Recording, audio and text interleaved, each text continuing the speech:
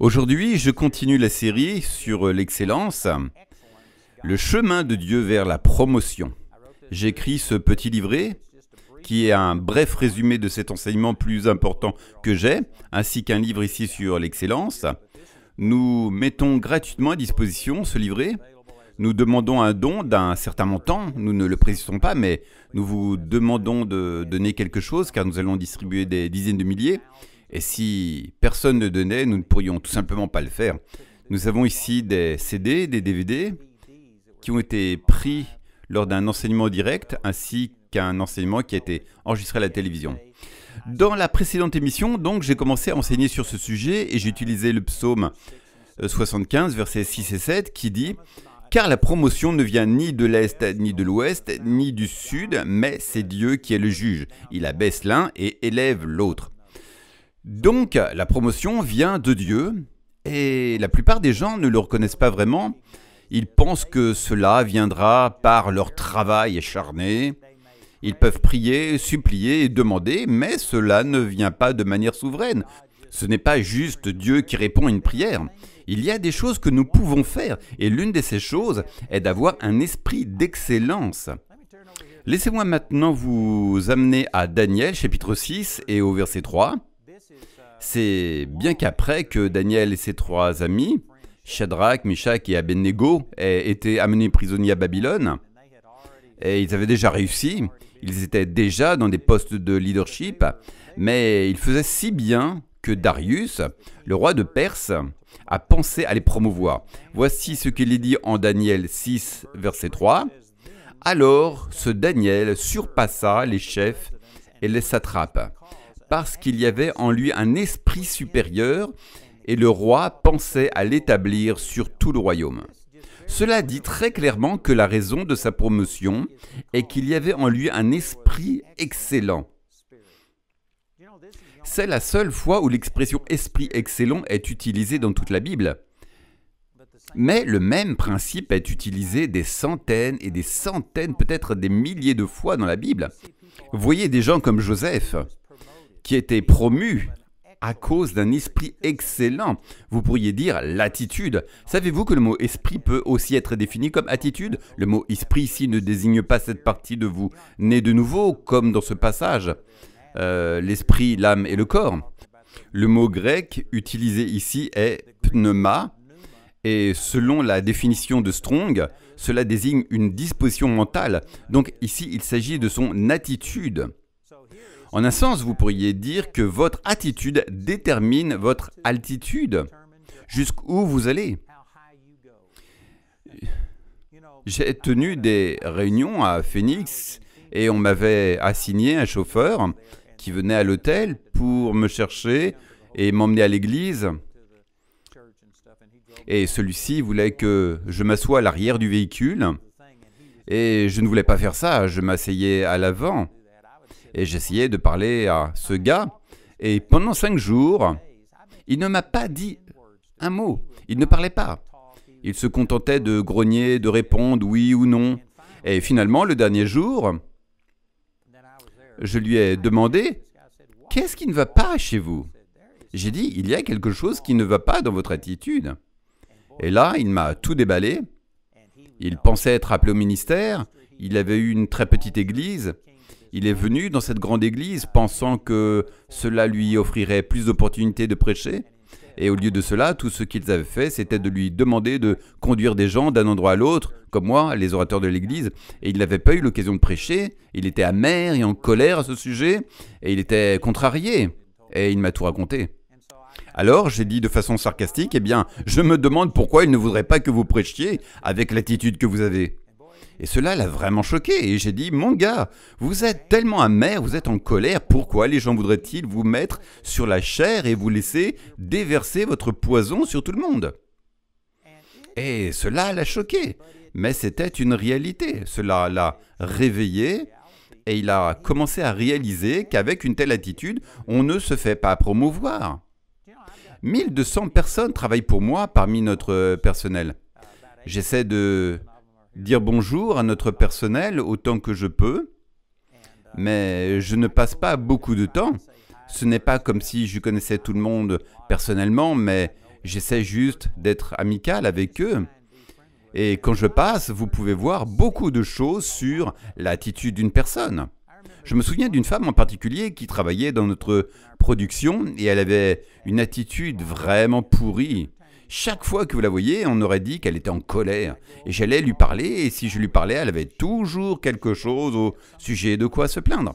En conséquence, je lui faisais peut-être un signe de la main tout au plus, mais je l'évitais, parce que je ne voulais tout simplement pas entendre ses plaintes et ses récriminations.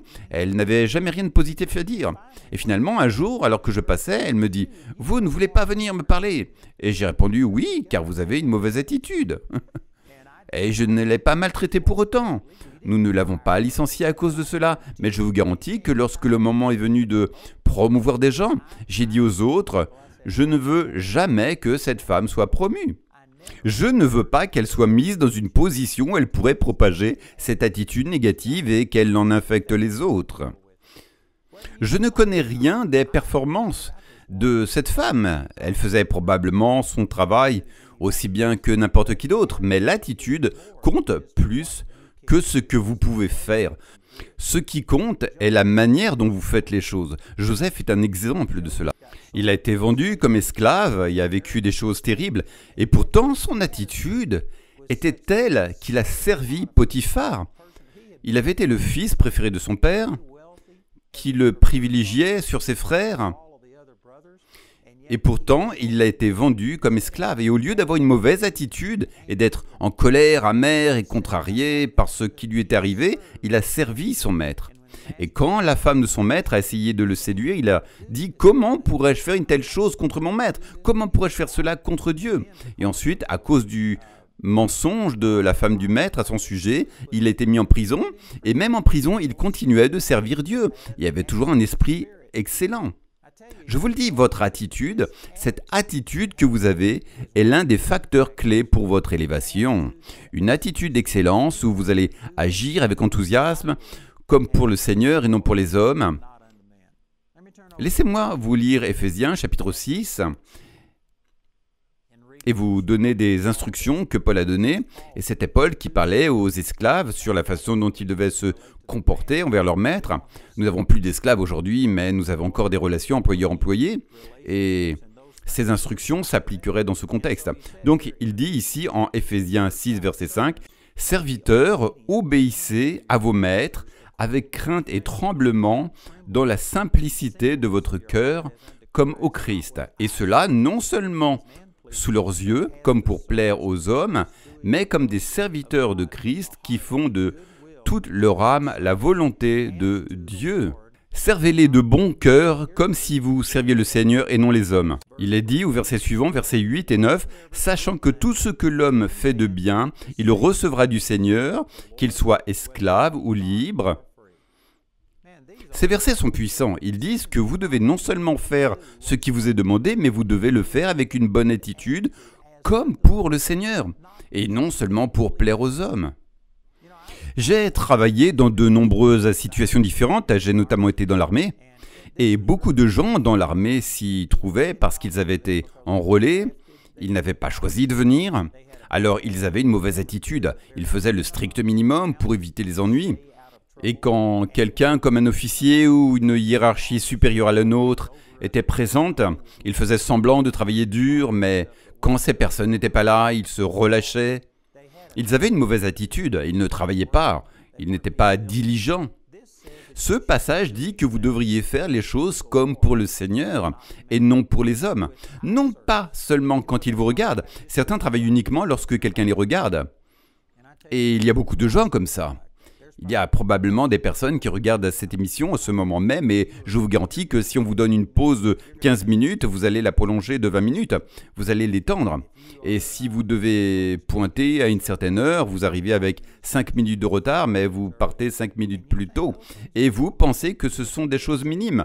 Vous allez vous asseoir là et prendre, vous savez, des stylos ou des crayons ou d'autres choses de votre employeur en pensant, eh bien, ils ne se rendront jamais compte. Mais peu importe si quelqu'un le voit ou non, vous devriez faire les choses comme pour le Seigneur et non pour les hommes. Ce n'est pas un esprit excellent. Et je vous le dis, la plupart des gens pensent, eh bien, personne ne le saura jamais. Encore une fois, je ne connais pas tous mes employés, mais Je me promène et je peux dire beaucoup de choses sur l'attitude des gens. Vous pouvez reconnaître les personnes qui donnent tout ce qu'elles ont. Les attitudes en disent long.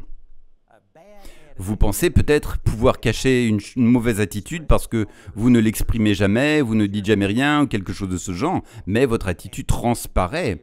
Et les employeurs ne veulent pas promouvoir quelqu'un avec une mauvaise attitude. Donc, comme il dit ici, vous faites ces choses non pour plaire aux hommes, mais comme si vous serviez Christ. Et il est dit au verset 8, « Sachant que tout ce que l'homme fait de bien, il le recevra du Seigneur, qu'il soit esclave ou libre. » Dieu est celui qui prête attention à vous. Pour revenir au premier verset que j'ai utilisé, Psaume 75, versets 6 et 7, la promotion vient de Dieu. Dieu est celui qui élève l'un et abaisse l'autre. Vous devez reconnaître que vous ne servez pas votre employeur. Vous le faites, mais dans un sens réel, vous servez Christ. C'est Dieu qui vous donne l'opportunité. Et si vous travaillez comme si vous travailliez pour le Seigneur et que vous faites tout de votre mieux, je vous garantis que Dieu vous promouvrait. J'étais dans le ministère presque toute ma vie, mais j'ai occupé quelques emplois séculiers et à chaque fois que j'occupais un poste séculier, en l'espace de 6 mois ou quelque chose comme ça, j'étais promu à chaque fois à cause d'une attitude. Avant que je ne parte au Vietnam, juste après mon expérience, où le Seigneur a touché ma vie, je travaillais pour le système scolaire, je travaillais du mieux que je pouvais. Et en l'espace de 6 mois, ils m'ont offert un emploi salarié. Ils m'ont offert la retraite et toutes sortes de choses, mais j'ai dû refuser en disant non, je sais que Dieu m'a appelé au ministère. Après être entré dans le ministère, j'ai eu des problèmes une fois avec mon propriétaire, je ne pouvais pas payer mon loyer. Et au lieu d'éviter le propriétaire, je suis allé le voir le jour où le loyer était dû et je lui ai dit « Écoutez, je vous promets que je vais payer ce loyer, mais je ne l'ai pas aujourd'hui. » Et il m'a dit « Je vais vous laisser travailler pour le payer. » Il avait un studio de photographie et donc il m'a mis au travail et je n'avais jamais développé de photos. Mais vous savez quoi? J'ai donné tout ce que j'avais et ce patron est venu me voir au bout de quelques semaines seulement. Il m'a dit « Vous faites des choses, j'ai fait ça pendant 25 ans et plus et vous faites des choses que je n'ai jamais vu personne d'autre faire. » Et je ne vais pas entrer dans les détails techniques, mais j'ai fait un tirage et il m'a dit « Vous ne pourriez pas refaire ça même si votre vie en dépendant. » Je l'ai amené dans une pièce où j'avais probablement une centaine de ces tirages que j'avais fait de cette manière et il m'a dit « Je ne sais pas ce que vous faites ou comment vous le faites, mais continuez comme ça. » Et en l'espace de 6 mois, il m'a offert une part égale dans l'entreprise. J'ai fait des travaux de construction et j'ai été promu.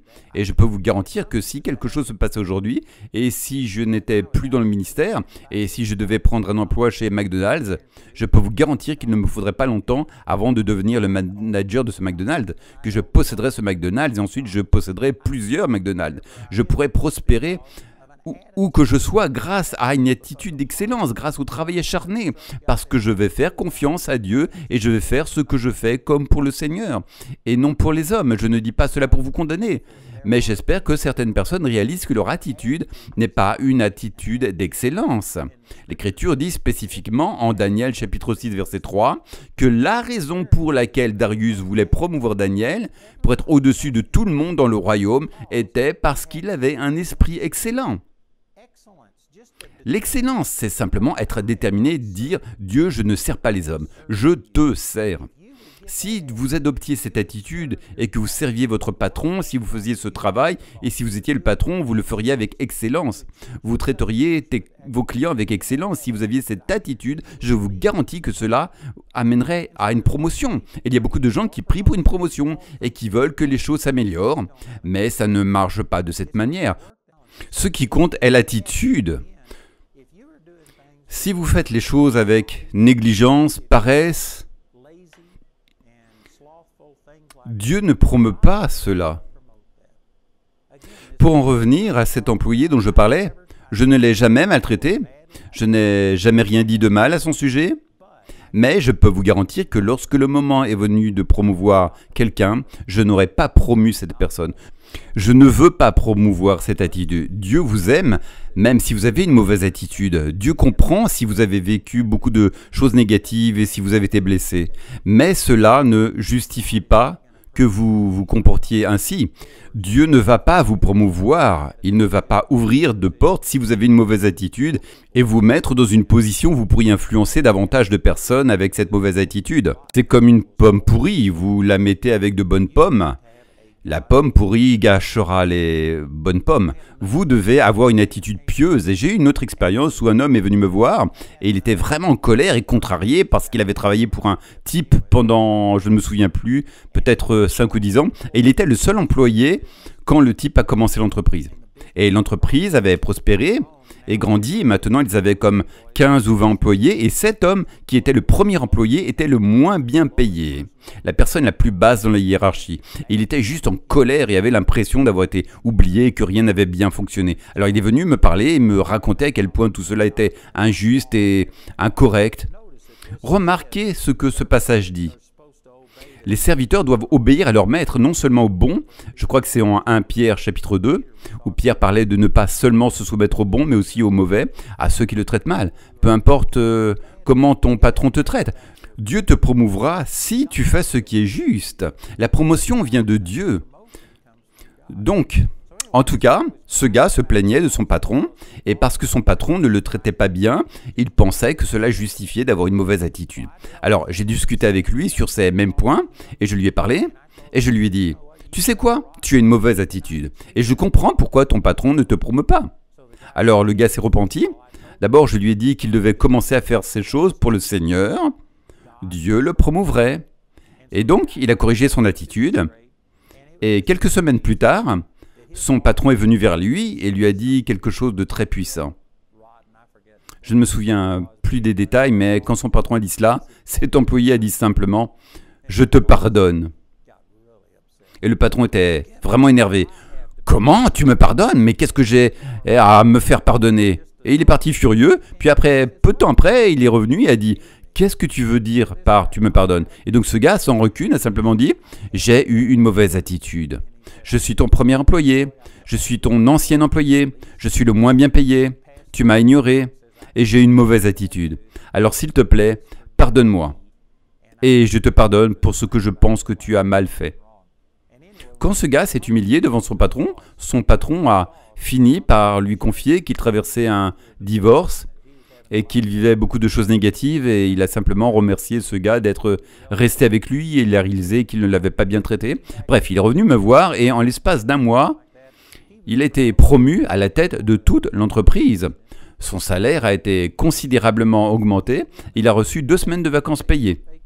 Tout cela parce qu'il a corrigé son attitude et a commencé à faire les choses pour le Seigneur et non pour les hommes. Je vous le dis, il y a un esprit d'excellence que vous devez avoir. Et si vous faites les choses pour le Seigneur, peu importe comment est ton patron, je sais que certains d'entre vous pensent « Ah, tu ne connais pas mon patron ».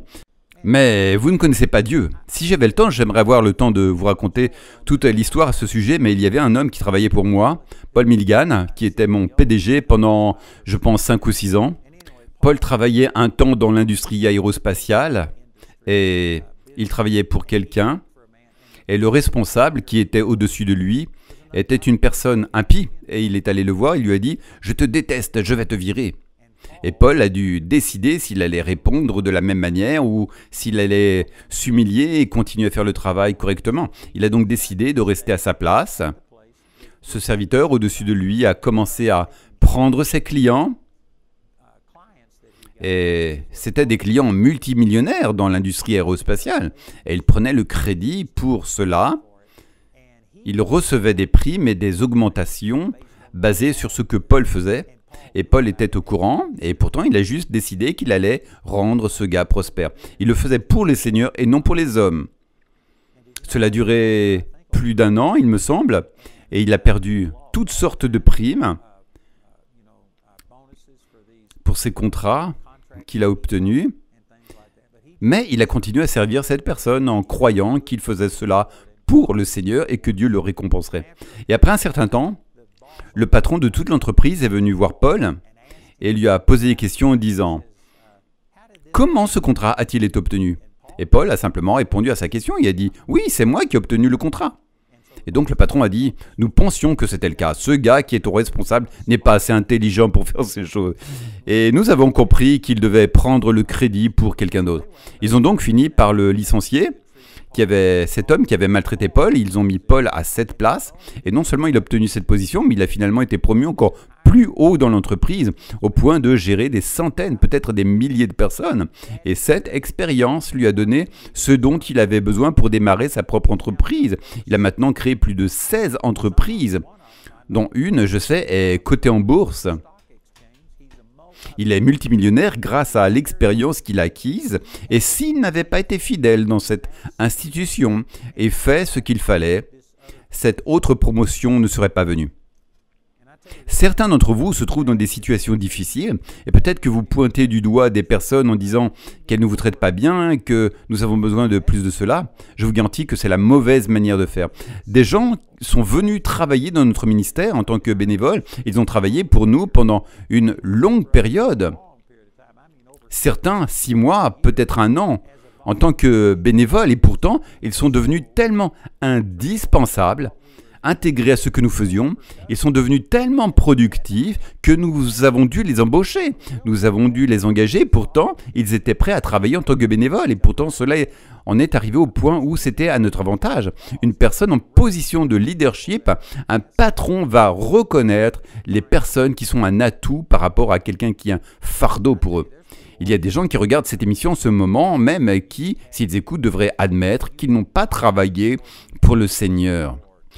Vous avez travaillé avec une mauvaise attitude et vous pouvez vous justifier, et il peut même y avoir des raisons pour cela, mais c'est toujours une mauvaise attitude. Ces écritures ici sont très claires. Vous êtes censé vous soumettre à ceux qui sont au-dessus de vous. Vous êtes censé travailler. Si ce qu'on vous demande de faire est impie, si c'est contre la parole de Dieu, alors ne le faites pas, bien entendu. Vous devez quitter et trouver un autre travail. Mais si ce sont juste des choses qui ne sont pas justes, des choses que vous n'aimez pas, qui ne vous traitent pas équitablement, vous devez regarder au-delà d'eux et voir Dieu comme votre source. Et vous devez simplement commencer à faire les choses et à travailler comme pour le Seigneur. Et je vous promets, tout comme ce verset que nous utilisons, la promotion vient de Dieu. C'est Dieu qui abaisse l'un et élève l'autre. Et j'ai vu fonctionner cela dans ma vie, je l'ai vu fonctionner dans la vie des autres, j'ai des écritures pour appuyer cela. Basez-vous dessus et je vous promets que cela fonctionnera pour vous.